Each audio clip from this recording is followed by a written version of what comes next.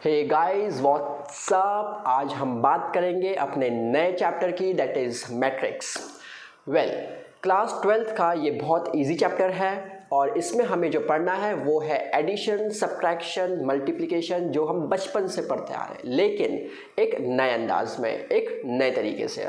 तो देखते हैं मैट्रिक्स क्या होता है और उसमें हम ऑपरेशंस किस तरीके से यूज़ करने वाले हैं। सबसे पहले हम बात करते हैं what is a matrix. Matrix is a collection of rose and columns. हमारे पास में कुछ रोज हैं, कुछ कॉलम्स हैं, उनको हमने मिक्सअप किया, कुछ वैल्यूज़ को पुट किया और हमें एक पैटर्न मिल गया like Bingo, and that is called your matrix. तो हम यहाँ देखते हैं, यहाँ पे मैंने एक मैट्रिक्स लिया है जैसे 1 7 2 3 6 0, दिस इज माई मैट्रिक्स। अगर हम यहाँ पे बात करें तो हमें यहाँ दिख रहे हैं 3 रोज, ये हमारी क्या होती है, रोज होती है, ठीक है। एंड ऊपर अगर हम वर्टिकल लाइंस देखें तो वो गई हमारी कौन सी, कॉलम्स। तो इसका मतलब हमारे पास में कितनी रोज है, 3 रोज है। कॉलम्स कितने हैं, 2 कॉलम्स है। तो ये क्या हो गया, हमारा एक मैट्रिक्स हो गया, क्योंकि मैट्रिक्स हमारा क्या होता है, collection of rose and columns. ठीक, अब हम बात करते हैं अगली चीज, दैट इज ऑर्डर। तो ऑर्डर क्या होता है, nothing but number of rose into number of columns is your order of the matrix. जैसे अगर मैं इसी क्वेश्चन की बात करूं तो यहाँ पे हमारे पास में 3 रोज हैं और 2 कॉलम्स हैं, तो हमारा ऑर्डर कितना हो जाएगा, 3 क्रॉस 2। और हमेशा ध्यान रखना, पहले रोज आएंगी इनटू, बाद में कॉलम्स आएंगे, राइट। नेक्स्ट हम आगे देखते हैं, कुछ एग्जाम्पल्स और हैं। जैसे एक मैट्रिक्स है 1 2 0 6 1 2। अगर हम यहाँ पे बात करें तो हमें यहाँ पे कितने रोज दिख रही हैं, 2 रोज दिख रही है। हॉरिजॉन्टल लाइंस कितनी है, 2 है, तो 2 रोज कितनी हो गई, 2। कॉलम्स कितने हैं, मतलब वर्टिकल लाइंस कितनी है, 3, तो कॉलम्स कितने हो गए, 3। तो ऑर्डर कितना हो गया, 2 cross 3, that is number of rose into number of columns. अगर मैं इस क्वेश्चन की बात करूं तो इसमें कितनी रोज हैं, भाई एक ही रो है, राइट। और कितने कॉलम्स है, इसमें एक ही कॉलम है, तो ऑर्डर कितना हो गया, 1 क्रॉस 1। होप यहां तक क्लियर है। नेक्स्ट हम देखते हैं जनरल फॉर्म ऑफ मैट्रिक्स। ठीक है, जनरल फॉर्म ऑफ मैट्रिक्स हम कैसे बनाते हैं। अगर हमसे बोला है कि एक मैट्रिक्स बनाइए 2 क्रॉस 2 की, हमारे पास कोई एलिमेंट्स नहीं है, लेकिन 2 क्रॉस 2 का मतलब क्या हुआ, 2 रोज होनी चाहिए, 2 कॉलम्स होनी चाहिए। तो मैंने ये 2 रोज बनाई और ये 2 कॉलम्स बनाई, ठीक। और जनरल नंबर्स हम कैसे लिखते हैं, A11, 11 मतलब element of first row first column, first row first column, ठीक। A12 that the element of first row second column, तो first row second column. Next A21 मतलब second row first column and A22 मतलब second row second column. These are the particular elements, ठीक। Next अगर हम बात करें एक और एलिमेंट, एक और मैट्रिक्स बनानी है 1 क्रॉस 3 की, तो उस केस में 1 रो होनी चाहिए, 3 कॉलम्स होने चाहिए। तो देखिए 1 रो 3 कॉलम्स। अब हम बात करते हैं इसका जनरल टर्म, तो कैसे लिखेंगे, A11 मतलब first row first column, A12 that is first row second column, A13 मतलब फर्स्ट रो थर्ड कॉलम। इन सब में रो हमारी एक ही है लेकिन कॉलम हमने अलग अलग लिखी है, ठीक है। तो this is your example of general matrix of order 1 cross 3। अब हम एक क्वेश्चन समझते हैं, if a matrix has 8 elements what are the possible orders you can have. अगर आपके पास टोटल 8 एलिमेंट्स है, भाई 8 एलिमेंट्स को आप किस किस तरीके से लिख सकते हो, भाई 8 एलिमेंट्स को लिखने के बहुत सारे तरीके हैं, 1 2 3 4 5 6 7 8। या तो आप इस तरीके से 8 एलिमेंट्स फिल कर दीजिए, पहला तरीका। तो ऑर्डर कितना हो गया, 1 रो 8 कॉलम्स। तो ये this is my first type, right. और किस तरीके से हम 8 को कर सकते हैं, इस तरीके से भी कर सकते हैं, 1 2 3 4 5 6 7 8। तो हमारा ये जो मैट्रिक्स है ये कैसा हो गया, इसमें कितनी रोज है, 8 रोज हो जाएगी और 1 कॉलम हो जाएगा, ठीक है। इसके अलावा हम 8 एलिमेंट्स को कैसे फिल कर सकते हैं, 8 एलिमेंट को हम ऐसे भी फिल कर सकते हैं, 1 2 3 4 5 6 7 8। तो ये कितनी रोज है, 2 रोज हैं। कॉलम्स कितने हैं, 4 कॉलम्स हैं। तो हमारी एक ऑर्डर क्या पॉसिबल है, 2 क्रॉस 4। इसका रिवर्स भी पॉसिबल है, दैट इज 4 क्रॉस 2। तो इस तरीके से हम ऑर्डर्स फाइंड कर सकते हैं अगर हमें एलिमेंट्स पता हो। तो अगर 8 एलिमेंट्स है तो 8 एलिमेंट्स के पॉसिबल आंसर्स हैं 1 cross 8, 8 cross 1, 4 cross 2, 2 cross 4। Now construct a 3 cross 2, right? Construct a 3 cross 2 matrix whose elements are given by aij is equal to half mod I plus j। ठीक है, 3 cross 2 matrix अगर हमें बनानी है general वाली, तो मैंने आपको अभी बताया था कि जनरल मैट्रिक्स कैसे बनाते हैं। तो फिर से देखते हैं जनरल मैट्रिक्स कैसे बनेगी 3 क्रॉस 2 की। ये बनेगी, मतलब 3 रोज होनी चाहिए, 2 कॉलम्स होनी चाहिए। तो these are my 3 rows, these are my 2 columns. तो हम इसके अंदर जनरल एलिमेंट्स क्या डालेंगे, A11 A12 A21 A22 A31 A32। This is my general matrix. अब हमसे बोला गया है आई जे की वैल्यू दी है हाफ मैग्नीट्यूड आई प्लस जे। तो अगर मैं आपको बताऊं तो अगर मुझे कहीं पे ए आई जे लिखा है और इसका मतलब अगर मैं इसको कंपेयर करूं A11 से, तो मेरी आई की वैल्यू भी 1 है और जे की वैल्यू भी क्या है 1, तो मुझे वहां पे वैल्यूज को पुट करना है।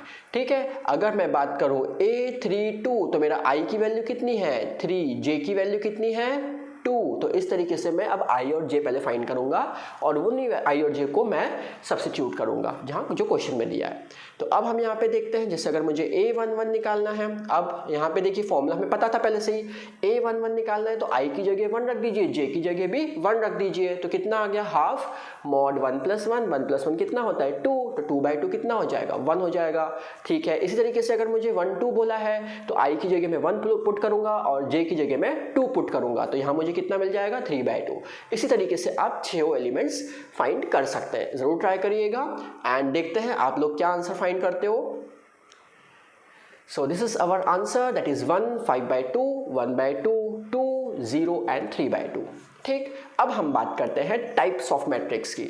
मैट्रिक्स के टाइप्स कैसे कैसे मैट्रिसेस होते हैं। फर्स्ट हम देखते हैं कॉलम मैट्रिक्स। कॉलम मैट्रिक्स वो मैट्रिक्स होती है जिसमें सिर्फ एक कॉलम होती है, रोज कितनी भी होने दो लेकिन कॉलम कितनी होगी सिर्फ एक। तो देखिए यहाँ पे कितनी रोज है 3 के बाद 4 रोज भी हो सकती है, 5 भी हो सकती है, 100 रोज भी हो सकती है, लेकिन कॉलम सिर्फ एक होगा।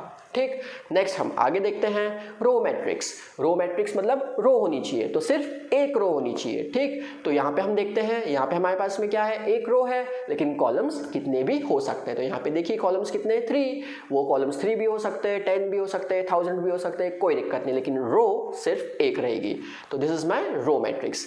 नेक्स्ट है हमारा स्क्वायर मैट्रिक्स। स्क्वायर मैट्रिक्स वो मैट्रिक्स होती है जिसमें नंबर ऑफ रोज और नंबर ऑफ कॉलम्स सेम होते हैं। तो अगर मैं बात करूं नंबर ऑफ रोज और नंबर ऑफ कॉलम्स सेम होने की, तो जैसे यहाँ पे अगर हम देखें तो हमारे पास में कितनी रोज है 2 रोज है, कॉलम्स कितने हैं 2 कॉलम्स है, तो हमारी नंबर ऑफ रोज और नंबर ऑफ कॉलम्स कैसे हैं सेम है, तो ये मैट्रिक्स कैसी हो गई स्क्वायर मैट्रिक्स। तो 2 × 2 is a square matrix, 3 × 3 is a square matrix, 1 × 1 is also an square matrix, 4 × 4 भी स्क्वायर मैट्रिक्स होती है लेकिन वो अपने सिलेबस में नहीं है, वो आप कॉलेजेस में पढ़ोगे। नेक्स्ट हम आगे देखते हैं डायगोनल मैट्रिक्स। यस, जो भी मैट्रिक्स में डायगोनल में एलिमेंट्स होते हैं लेकिन बाकी एलिमेंट्स जीरो होते हैं, these are your diagonal matrix. जैसे अगर मैं इस एग्जांपल को लूं, यहाँ पे आप देखिए -1 और 2 लिखा हुआ है, कैसे डायगोनल में लिखा हुआ है। ठीक है, और ऐसा ही यही डायगोनल चलेगा। ठीक है, तो दिस इज योर डायगोनल। तो यहाँ पे हमने क्या किया, यहाँ पे वैल्यू पुट की और ये दोनों हमने क्या कर दिए 0 पुट कर दिए, तो इसका मतलब हमारी मैट्रिक्स कैसी होगी डायगोनल मैट्रिक्स। अकेला एलिमेंट लिखा है 2, this is also diagonal matrix. ठीक है, क्योंकि सिर्फ 1 × 1 में एक एलिमेंट दिया हुआ है। नेक्स्ट अगर हम एक और एग्जांपल देखते हैं तो 1 7 2 आपको दिया हुआ है, बाकी सब एलिमेंट्स हमारे कैसे हैं 0, तो this is your diagonal matrix. ठीक, यहाँ तक समझ में आ गया होगा। अब बात करते हैं स्केलर मैट्रिक्स। स्केलर मैट्रिक्स भी क्या होती है, एक तरीके से डायगोनल मैट्रिक्स होती है लेकिन एलिमेंट्स सारे कैसे होने चाहिए सेम एलिमेंट्स होने चाहिए। जैसे अगर मैं बात करूँ तो यहाँ पे 3 लिखा है क्योंकि एक ही एलिमेंट है, this is my diagonal matrix with common element 2, दोनों तरफ क्या लिखा गया है 2 लिखा गया है, तो this is my scalar matrix, मतलब सेम नंबर्स होने चाहिए। ठीक, नेक्स्ट अगर हम देखते हैं एक और मैट्रिक्स, दैट इज यहाँ पे क्या हो रहा है 3 × 3 मैट्रिक्स में डायगोनल कितना है 7 7 7, लेकिन बाकी सब 0 है, तो ये डायगोनल मैट्रिक्स तो है लेकिन स्केलर मैट्रिक्स क्यों बोलेंगे, क्योंकि सारे जो डायगोनल्स में एलिमेंट्स हैं वो कैसे हैं सेम है।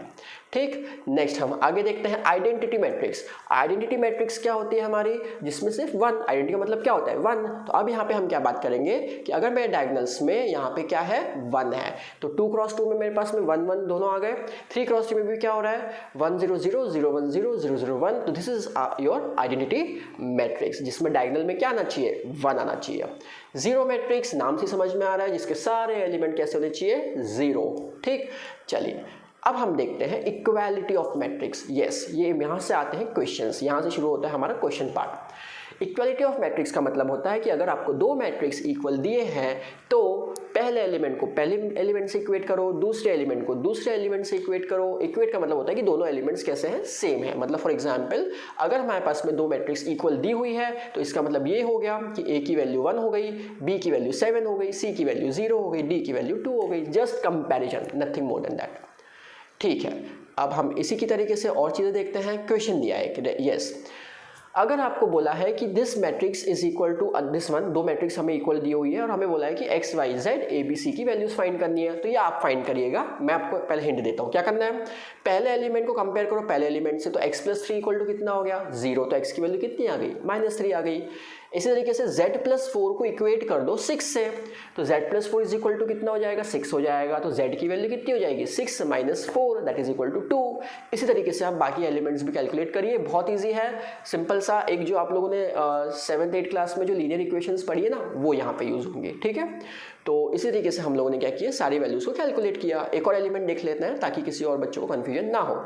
b-3 को हम इक्वेट कर देंगे 2b+4, मतलब सामने से बिल्कुल जो एलिमेंट जहाँ का पकड़ रहे हो उस एलिमेंट दूसरा वाले मैट्रिक्स में भी वहीं का एलिमेंट पकड़ना। मतलब अगर मैंने यहाँ पे A31 लिया है तो यहाँ पे भी मैं कंपेयर किससे कराऊंगा, A31 वाले से ही कंपेयर कराऊंगा। तो b-3 इज इक्वल टू कितना हो गया 2b+4। ठीक है, इसको देख लेते हैं कैसे सॉल्व किया है।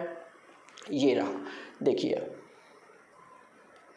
b-3 इज इक्वल टू हो गया हमारे पास में 2b+4। तो हमने क्या किया, b वाले टर्म्स को हम एक साथ ले आए, नॉन b वाले टर्म्स को हम दूसरी तरफ लेके गए। तो ये हो गया हमारे पास में -b और 4 + 3 कितना हो गया 7। b का जो माइनस था वो हमने राइट हैंड साइड में भेज दिया, तो b की वैल्यू कितनी आ जाएगी -7। ठीक, यहाँ तक समझ में आ गया होगा, आई होप आना ही चाहिए, है ना। सिंपल सी चीज़ें हैं। इतने चीज़ों के बेसिस पे आप NCERT की एक्सरसाइज नंबर 3.1 कर सकते हैं। ठीक है, अब आप उतर जाइए मैदान में और क्वेश्चन सॉल्व करिएगा। ठीक।